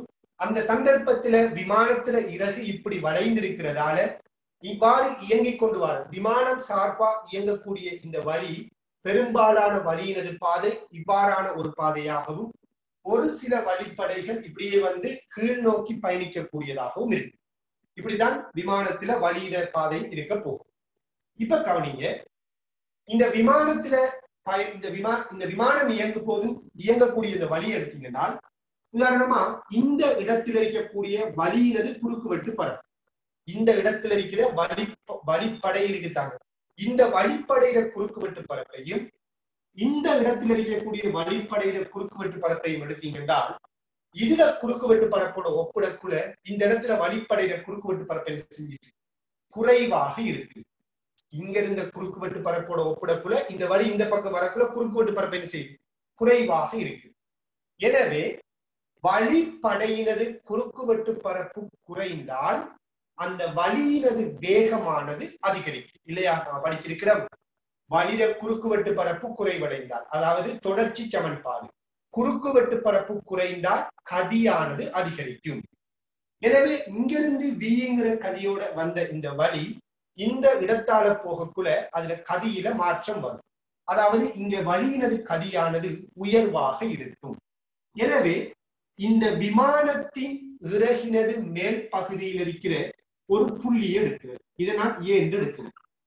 இந்த விமானத்தில இறகுக்கு மேலுக்கு மட்டுமட்டா இருக்கக்கூடிய இந்த புள்ளியில வழியினது கதியை நான் V1 என்று சொல்றேன்.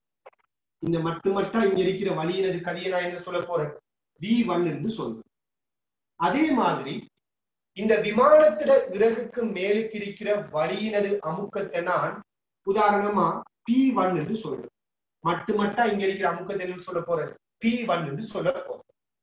அதே போல இந்த விமானத்தில இறகுக்கு கீழுக்கு வாரும், இந்த வழிப்படை இப்படியே வந்து கீழால இயங்குதானே, இந்த டைம்ல இந்த இறகுக்கு கீழுக்கு இருக்கிற ஒரு புள்ளியை நான் B என்று சொல்றேன். இந்த Bங்கிற புள்ளியில வழியினது கதியை நான் V2 என்று சொல்றேன், V2 என்று சொல்றேன். அதே போல இந்த Bங்கிற புள்ளியில இருக்கிற அமுக்கத்தை நான் PB என்று சொல்றேன். எல்லாம் கொள்ளுங்க, இங்க கதி V2, இங்க அமுக்கம் என்ன? PB. இதுல நம்ம சொல்லிட்டோம், இங்க இருந்து வழிப்படை வரக்குள்ள இதுல குறுக்குவெட்டு பரப்பு இங்க நன்றாக குறைந்ததன் காரணமாக இங்க வழியினது கதியானது மிக உயர்வாக இருக்கு. எனவே இந்த கீழுக்கு இருக்கிற வழியினது கதியுடன் ஒப்பிடும் போது மேலுக்கு இருக்கிற வழியினது கதியானது மிக உயர்வாக இருப்பதனால் இந்த இறகினது மேல் பகுதிக்கும் கீழ்ப்பகுதிக்கும் இடையில அமுக்க வித்தியாசம் உருவாகும். இந்த மேலுக்கும் கீழுக்கும் இடையில இருக்கிற அமுக்க வித்தியாசத்திற்கான சமன்பாடை பெறுவதற்காக நாம் என்ன செய்வோம்னால் பேனுயின் சமன்பாடு இந்த ஏபிங்கிற இரண்டு புள்ளிகளுக்கும் பயன்படுத்த போறோம். அதுல இந்த ஏங்கிற புள்ளி எடுத்தோம்னால் நான் இந்த ஏங்கிற புள்ளியில இருக்கிற அமுக்கத்தை P1 என்று சொல்றேன். இந்த ஏங்கிற புள்ளியில இருக்கிற வழியினது கதியை நான் V1 என்று சொல்றேன். அப்ப P1 plus half rho V1 வர்க்கம். அதே நேரத்துல எல்லாம் விளங்கிக் கொள்ளுங்க, இந்த ஏங்கிற புள்ளிக்கும் Bங்கிற புள்ளிக்கும் இடையில உயர வித்தியாசம் இருக்குது. ஆனால் இந்த உயர வித்தியாசம் எப்படிப்பட்டதுனால் மிகவும் சிறியது. விமானத்திட இறகிட தடிப்படுத்தீங்கன்றால் அந்த தடிப்பு பெரிய ஒரு தடிப்பாக இருக்காது. விமானத்திட இறகினது தடிப்பு எப்படிப்பட்டது? ஒரு சிறிய தடிப்பு. ஆகவே இந்த ஏக்கும் பிக்கும் இடையில உயர வித்தியாசம் இருந்தாலும் அந்த உயர வித்தியாசம் புறக்கணிக்கத்தக்க அளவுக்கு இருக்கும். எனவே நான் ஏக்கும் பிக்கும் இடையில அழுத்த வித்தியாசம் இல்லை அப்படின்னு எடுத்துக்கொள்றோம். எனவே ஏயில் இருக்கிற அழுத்த சக்திக்கு நாம 0 போடுவோம். இப்ப நான் இந்த Bங்கிற புள்ளிக்கு வாரேன். இந்த Bங்கிற புள்ளியில இருக்கிற அமுக்கத்தை நான் PB என்று சொல்றேன். இந்த Bங்கிற புள்ளியில இருக்கிற கதியை நான் V2 என்று சொல்றேன். எனவே half rho V2 வர்க்கம். அதே போல இங்க இருக்கிற அழுத்த சக்தியையும் நம்ம 0 எடுக்கிறது. அதாவது உதாரணமா நம்ம அழுத்த சக்தியை இந்த மட்டத்திலிருந்து அளக்கிறோம்னு வச்சுக்கொள்ளுங்களேன். இந்த மட்டத்திலிருந்து இதுல உயரமும் சரி இதுல உயரமும் சரி எப்படிப்பட்டதா இருக்கும்னா மிகவும் சிறிய உயரமா இருக்கும். எனவே அழுத்த சக்தியை 0 எடுத்துக்கொள்ளும். இப்படி நான் ஏங்கிற புள்ளிக்கும் Bங்கிற புள்ளிக்கும் பேனுயின் சமன்பாடை பயன்படுத்திட்டேன். இப்ப பாருங்க, உங்களுக்கு தெரியும் இந்த சிறகுக்கு மேலுக்கு இருக்கக்கூடிய வழியினது கதி எப்படிப்பட்டது? கீழுக்கு இருக்கிற கதியை விடவும் பெரியது. ஆகவே நான் என்ன செய்யறேன் என்றால், இந்த P1 P2 இல்லையா, P2 எடுக்கிறேன். இந்த P1 சமன்பாட்டுல வலது பக்கமும் half rho V2 சமன்பாட்டுல இடது பக்கமும் கொண்டு வந்தால் half rho V1 வர்க்கம், இந்த V2 இங்கால வந்தால் மைனஸ் V2 வர்க்கம் இப்படி வரும். இந்த P1 சமன்பாட்டுல வலது பக்கம் போனால் P2 மைனஸ் P1 வரும். இப்ப பாருங்க, இந்த இறகுக்கு மேலுக்கு இருக்கிற அமுக்கம் P1, இறகுக்கு கீழுக்கு இருக்கிற அமுக்கம் P2. எனவே இந்த ரெண்டுக்கும் இடையிலான அமுக்க வித்தியாசம் P2 minus P1 half rho V1 வர்க்கம் மைனஸ் V2 வர்க்கம் வரும் இல்லையா? இதான் இந்த ரெண்டுக்கும் இடையிலான அமுக்க வித்தியாசத்திற்கான சமன்பாடு. இப்ப பாருங்க, இந்த விமானத்துல இறகுட கீழ்ப்பகுதியில தொழிற்படுற அமுக்கம், இதை நாம் என்னன்னு சொல்றோம்? P2 சொல்றோம். இந்த இறகுட கீழ்ப்பகுதியில தொழிற்படுற அமுக்கம் எவ்வாறு இருக்க போகுது என்றால், இந்த இறகுக்கு செங்குத்தாக இருக்கு, இப்படி இருக்கு இல்லையா? இங்க அமுக்கம் எப்படி தொழிற்படும், அதே மாதிரி இங்க இருக்கிற அமுக்கம் எப்படி தொழிற்படும்? இந்த இறகுக்கு செங்குத்தாக இப்படி தொழிற்படும். இங்க அமுக்கம் எப்படி தொழிற்படும்? இங்க அமுக்கம் இதுக்கு செங்குத்தா இப்படி தொழிற்படும். இதுல இங்க தொழிற்படுகின்ற அமுக்கமான P2 இங்க தொழிற்படுகின்ற அமுக்கமான P1 விட எப்படிப்பட்டதா இருக்கும்? மிகவும் பெரியதாக இருக்கு. P2 ஆனது P1 விட பெரியதாக இருக்கு. ஏன் இந்த P2ங்கிற அமுக்கம் இந்த P1ங்கிற அமுக்கத்தை விட பெரியது?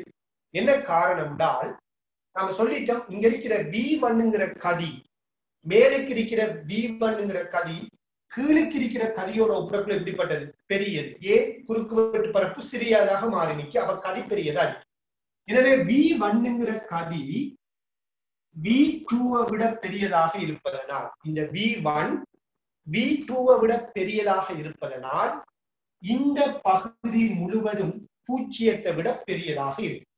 ஆகவே இந்த P2 மைனஸ் P1 பூஜ்ஜியத்தை விட பெரியதா இருக்கிறது. எனவே P2ங்கிறது P1 விடவும் பெரியதாக இருக்கு. எனவே நம்ம என்ன முடிவுக்கு வர? விமானத்துல கீழ்ப்பகுதியில தொழிற்படக்கூடிய அமுக்கம் மேல் பகுதியில தொழிற்படக்கூடிய அமுக்கத்தை விட பெரியது. எனவே இப்ப சொல்லுங்க, கீழுக்கு இருக்கிற அமுக்கம் பெரியதாகவும் மேல் பக்கம் தொழிற்படுற அமுக்கம் சிறியதாகவும் இருந்தால் விளையுள் விசை எவ்வாறு உருவாகும்? விளையுள் விசை மேல் நோக்கிய திசையில உருவாகும். ஏன் விளையுள் விசை மேல் நோக்கி வருவதுன்னு சொல்றோம்? மேல் நோக்கி தொழிற்படுற இந்த அமுக்கம் கீழ் நோக்கி தொழிற்படுற அமுக்கத்தை விட பெரியது. எனவே விளையுள் விசை மேல் நோக்கி வரும். இவ்வாறு இந்த விமானத்தின் இறகின் மீது மேல் நோக்கி விசை தொழிற்படுவதன் காரணமாகத்தான் இந்த விமானமானது மேல் நோக்கி உயர்த்தப்படுகின்றது. சரியா? அப்ப விமானம் மேல் நோக்கி உயர்த்தப்படுறதுக்கான காரணம் என்ன? விமானத்திட இரண்டு இறகுகளின் மீதும் அமுக்க வித்தியாசம் காரணமாக மேல் நோக்கிய திசையில ஒரு விளையுள் விசை உருவாகிறது. அந்த விளையுள் விசைதான் விமானம் மேல் நோக்கி உயர்த்தப்பட காரணம். சரி, விமானத்தில இறகின் மீது தொழிற்படுகின்ற மேல் நோக்கிய விசைக்கு சமன்பாடு என்னவர்? இந்த விசைக்கு சமன்பாடு என்னவர்? ரொம்ப சிம்பிள். உங்களுக்கு தெரியும், அமுக்க வித்தியாசம் என்ன? P2 minus P1. அப்ப விளையுள் அமுக்கம் P2 மைனஸ் P1 இன்டு இந்த விமானத்திட பரப்பு. எல்லாம் நீங்க அவதானிச்சிருப்பீங்க, விமானத்திட இறகு எடுத்தீங்கன்னா, உதாரணமா பயணிகள் விமானத்தை எடுத்தீங்கன்னா, பயணிகள் விமானத்திட இறகு இருக்குத்தானே, அது ரொம்ப நீளமா இருக்கும் இல்லையா? விமானத்திட இறகு எப்படி இருக்கும்? நல்ல நீளமானதாக இருக்கும். எனவே விமானத்திட இறகு நல்ல நீளமானதா இருந்தால் அந்த விமானத்திட குறுக்குவெட்டு பரப்பும் எப்படிப்பட்டது? நல்ல பெரியதாக இருக்கும். சாரி, விமானத்திட பரப்பு நல்ல பெரியதாக இருக்கும். எனவே இந்த அமுக்க வித்தியாசத்தை அந்த விமானத்திட இறகினது பலித பரப்பால பெருக்கி வாரதான் விமானத்தின் மீது தொழிற்படுகின்ற விளையுள் விசையை தரும். எனவே பரப்பு பெரியதாக இருப்பதனால் அங்க உருவாகுகின்ற விளையுள் விசையும் பெரியதாக இருக்கு. எனவே அமுக்க வித்தியாசம் அந்த விமானத்தில இறகினது பலித பரப்பால பெருக்கப்படும் போது விமானத்தின் மீது மேல் நோக்கிய திசையில தொழிற்படுற விளையுள் விசை வந்து சேரும். இதான் விசைக்கான சமன்பாடாக அமையும். சரியான? ஓகே, இவ்வளவுதான் இதுக்குரிய விடயம். சோ கீழ் எழுதி கொள்ளுங்க. இதுல இன்னும் சில முக்கியமான விடயத்தை சொல்ல வேண்டியிருக்குது. கீழ் எழுதி கொள்ளுங்க.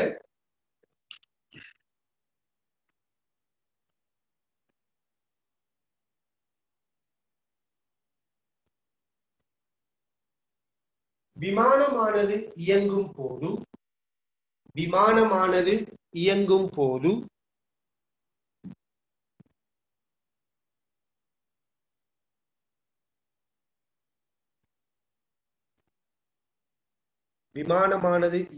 போது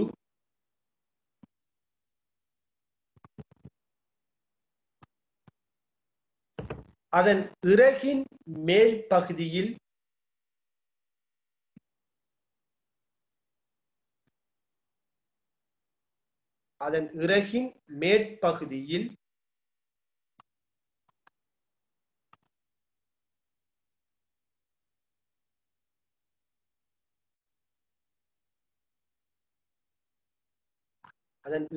மேற்பகுதியில்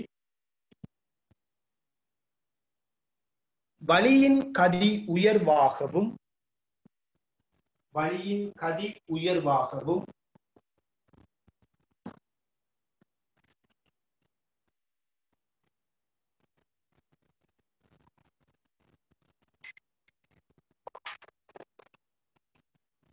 அதன் கீழ்ப்பகுதியில் வளியின் கதி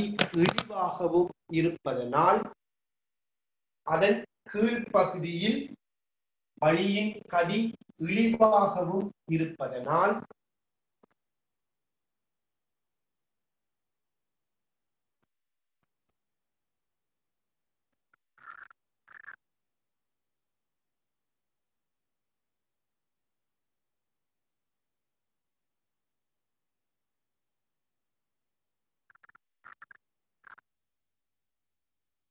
அமுக்க வித்தியாசம் காரணமாக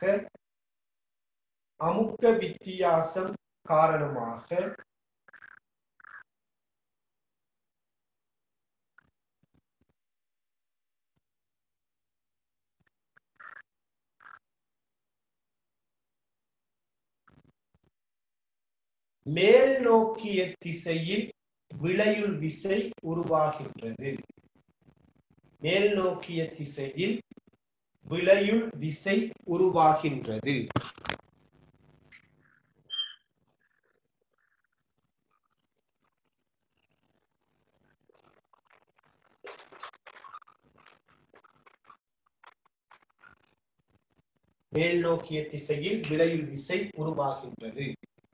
இவ்விசை காரணமாக விமானம் மேல் நோக்கி உயர்த்தப்படும்.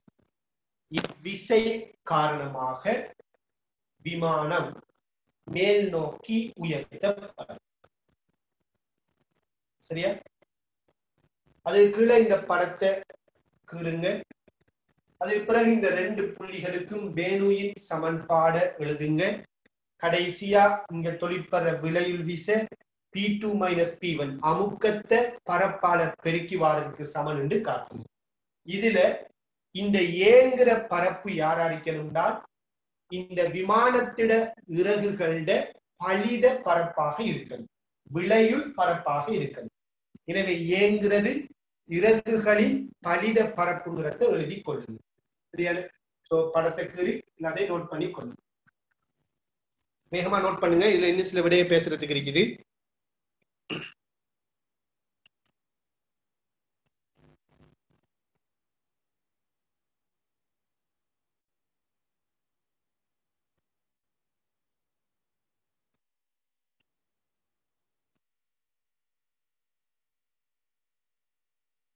வேகமா நோட் பண்ணுங்களா?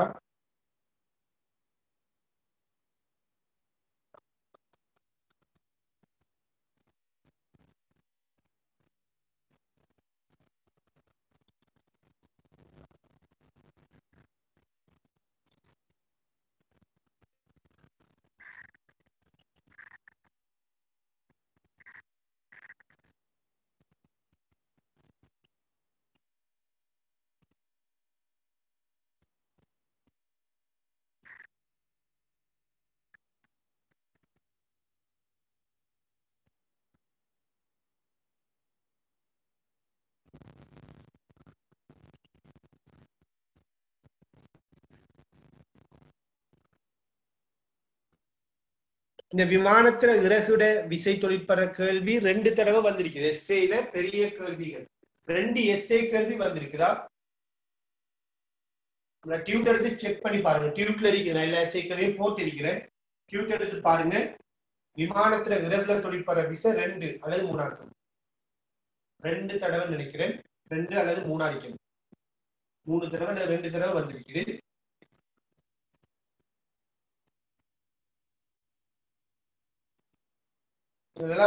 P2 minus P1 into A. நான் ஏன் பலித பரப்பு அப்படின்னு சொல்றேன்டால், அதாவது பலித பரப்புன்னா என்ன, விளையுள் பரப்பு. ஏன் விளையுள் பரப்புன்னு சொல்றேன்டால், இங்க தொழிற்படுற அமுக்கம் எல்லாம் சரியா கீழ் நோக்கி இல்லை இல்லையா? அமுக்கம் இப்படி தொழிற்படும், அமுக்கத்துல திசை மாறி இருக்கு. எனவேதான் இந்த அமுக்கத்துக்கு பொருத்தமான விளையுளான ஒரு பரப்பு எடுக்கிறது.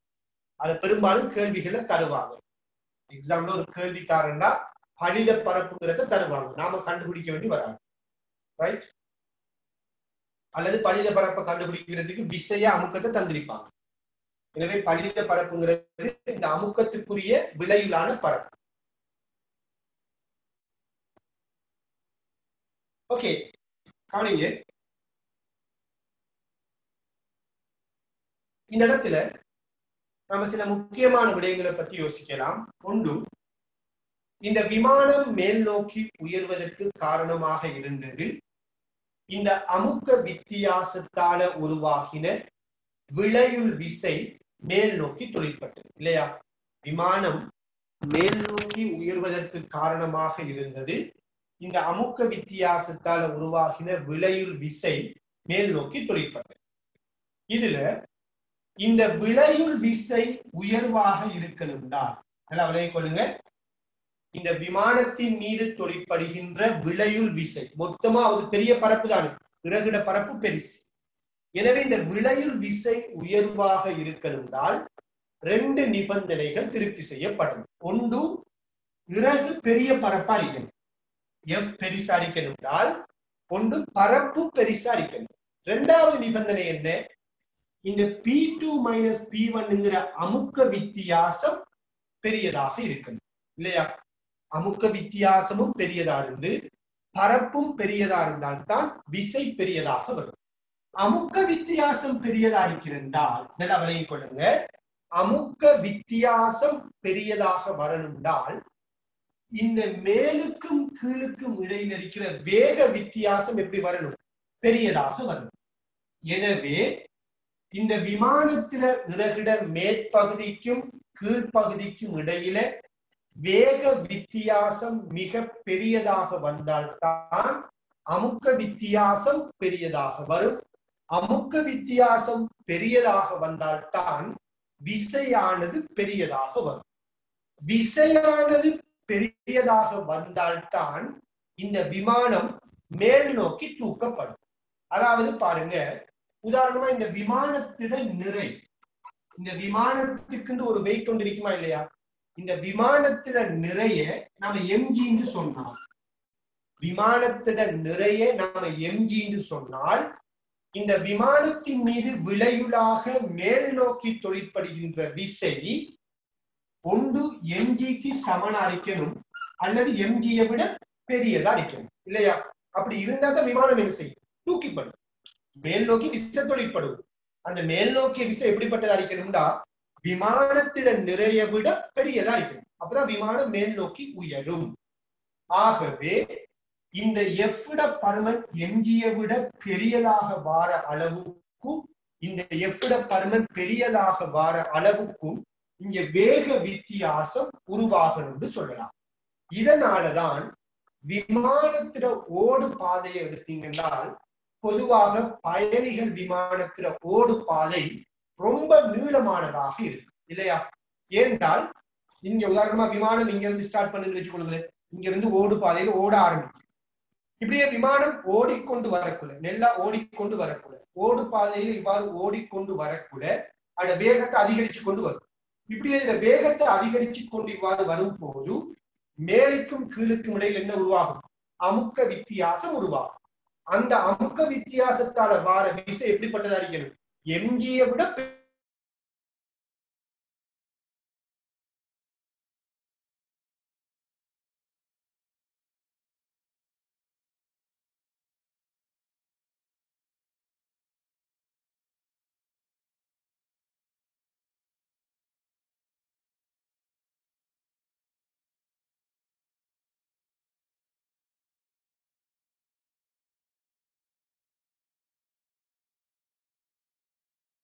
விமானத்திட வெயிட்ட தூக்கக்கூடிய அளவுக்கு விசையை உண்டாக்கக்கூடிய அளவுக்கான ஓடு பாதை நம்மளோட கட்டுநாயக்க ஏர்போர்ட்ல இல்லை. சொல்றேன், கட்டுநாயக்க ஏர்போர்ட்ல வந்து சில விமானங்கள் தரை இறங்க முடியாது. என்ன காரணம் தான், அந்த விமானம் தரை இறங்கினால் திருப்பி ஏற முடியாது. ஏன் ஏற முடியாது? இப்ப உதாரணமா இங்க இருந்து விமானம் தரை இறங்கிட்டு வச்சுக்கொள்ளுங்க. பெரிய விமானம் வந்து கட்டுநாயக்க ஏர்போர்ட்ல தரை இறங்கிச்சு. இப்ப இந்த விமானம் பறக்கணும். இப்ப இது ஓடு பாதையில இப்படியே ஓடிக்கிட்டு வரும், ஆறுமுடுகி கொண்டு வரும். ஆறுமுடுகி கொண்டு இப்படியே வந்து இதுல விசை எம்ஜிக்கு சமனாக அல்லது அதை விட பெரியதா வாரத்துக்கு இடையில அந்த ரோட் முடிஞ்சு, ரோட் காணாது. எனவே விமானம் மேலுக்கு உயர முடியாது. இப்படியான ஒரு சம்பவம் இந்தியாவுல நடைபெற்றும் இருக்குது. இந்தியாவுல இந்த மாதிரியான ஒரு சம்பவம் நடைபெற்று இருக்குது. உதாரணமா இந்தியாவில் இருக்கக்கூடிய ஒரு இராணுவ விமான ஓடு பாதையில சவுதி அரேபியாட விமானம் ஒன்று தரை இறங்கி, சவுதி அரேபியாட விமானம் இந்தியாட இராணுவத்திட விமான ஓடு பாதையில வந்துட்டு தரை இறங்கிட்டு. ஏன் தரை இறங்கினா விமானத்தில் ஏற்பட்ட கோளாறு காரணமாக இடம் மாறி அவங்க என்ன செஞ்சிட்டாங்கன்னா தரை இறக்கிட்டாங்க. சோ சவுதி அரேபியாட விமானம் வந்துகிட்டு இந்தியாட விமானப்படையில இந்தியாட விமானப்படையில ஓடு பாதையில தரை இறங்கிச்சு. இப்ப திருப்பி இந்த விமானத்தை மேலுக்கு உயர்த்தணும், சவுதிக்கு திருப்பி கொண்டு போகும், நல்ல பெரிய விமானம். ஆனா ஓடு பாதை காணாது. அப்ப ரொம்ப பேர் ட்ரை பண்ணி, நிறைய பைலட் வந்துட்டு ட்ரை பண்ணினாங்க, அவங்களால ஏறாது. அப்ப கடைசியா என்ன செஞ்சாங்கன்னா சவுதியில இருந்து அந்த விமானத்தோட தொடர்பு, அந்த விமானத்தின கம்பெனியோட தொடர்புடைய ஒரு பைலட்டை கொண்டு வந்தாங்க. அந்த பைலட் என்ன செஞ்சாருன்னா இந்தியாவுக்கு வந்து அந்த விமானத்துக்குள்ள இருக்கக்கூடிய மேலதிகமான நிறைய பொருட்களை வந்துட்டு அகற்றினார். விமானத்தில் இருக்கக்கூடிய கூலிங் சிஸ்டம் எல்லாத்தையும் என்ன செஞ்சாங்க, வெளியில அகற்றினார். விமானத்திட டேங்க்ல இருக்கிற ஃபியூலை வந்துட்டு குறைச்சார். விமானத்துல ஃபியூல் என்ன செஞ்சாருன்னா குறைச்சார். இப்படி டேங்க்ல இருக்கிற ஃபியூலை குறைச்சி அதே மாதிரி விமானத்தில் இருக்கக்கூடிய ஏனைய பொருட்கள் எல்லாம் அகற்றின உடனே விமானத்துல நிறை என்ன செஞ்சிட்டுன்னா குறைஞ்சிட்டு. இதுக்கு பிறகு என்ன செஞ்சாருன்னா அந்த ஓடு பாதையில விமானத்தை ஓட்டி அந்த விமானத்தை வந்துட்டு மேலுக்கு உயர்த்தினார். மேலுக்கு உயர்த்தி இந்தியாவோட ஒரு இன்டர்நேஷனல் ஏர்போர்ட்ல போய் இறக்கி வச்சாங்க விமானம். எனவே விமானம் வந்துகிட்டு ஒரு சரியான ஒரு நீளமான ஓடு பாதை இல்லாத பட்சத்துல அந்த விமானத்தால மேலுக்கு உயர முடியாது. என்ன காரணம்னா ஓடு பாதையில ஆறுமுகி கொண்டு வரக்குள்ள சரியான வேக வித்தியாசம் உருவாகி அதுக்கு சமனான ஒரு விசை அங்க வந்து சேராது. எனவே ஓடு பாதை நீளமாக இருக்கிறது மிக மிக முக்கியம். ரைட், இந்த இடத்துல இன்னும் ஒரு விடயத்தை நான் சொல்லிக் கொள்றேன். சில பேருக்கு ஒரு சந்தேகம் வரும், அப்ப இந்த பெரிய பெரிய இராணுவ விமானங்கள், யுத்தத்துல பயன்படுத்துற யுத்த விமானங்கள், இதெல்லாம் எப்படி மேலுக்கு உயர்த்துறாங்கன்னு ஒரு கேள்வி வரும். ஏண்டா உங்களுக்கு தெரியும், சில நாடுகள் வந்துட்டு தங்களோட விமானத்தை கப்பல்ல வச்சிருப்பாங்க. கப்பல்ல விமானத்தை வைத்து அந்த கப்பல்ல இருந்து விமானத்தை மேலுக்கு உயர்த்துவாங்க. இது எப்படி சாத்தியம்னு சில பேருக்கு யோசனை வரும். யுத்த விமானங்கள், பெரிய பெரிய ஆயுதங்களை சுமந்திருக்கக்கூடிய ஒரு விமானம் வெறுமனை கப்பலோட ஓடு பாதையில ஓடி அது எப்படி மேலுக்கு உயருன்னு ஒரு சந்தேகம் வரும். விமானம் ஒரு கப்பல்ல இருக்கிற ஒரு யுத்த விமானம் மேலுக்கு உயர்வதற்கு அவங்க என்ன செய்யறாங்கன்னா அவங்க மின்காந்த புலத்தை பயன்படுத்துறாங்க. மின்காந்த புலத்தால விசையை உண்டாக்கி அதன் மூலமாகத்தான் அந்த விமானம் என்ன செய்யப்படுதுன்னா மேல் நோக்கி உயர்த்தப்படுது. சோ மின்காந்தத்தால எப்படி விசையை உருவாக்குறாங்கிற விடயத்தை இன்ஷா அல்லாஹ் நீங்க எங்க படிக்கலாம்னா மேக்னெட்டிக் ஃபீல்டுங்கிற பாடத்துல படிக்கலாம். சரியா? எனவே மேக்னெட்டிக் ஃபீல்டுங்கிற பாடத்துல இன்ஷா அல்லாஹ் என்ன செய்யலாம், விமானம் வந்துட்டு மேல் நோக்கி உயர்வதற்கு தேவையான விசை எவ்வாறு உருவாக்கப்படுங்கிற விடயத்தை படிக்க முடியும். எனிவே ஓகே, வேற எதுவும் கேட்கறதா கேட்டுக்கொள்ளலாம். இதோட நாம கிளாஸ் முடிச்சு கொள்ளலாம்.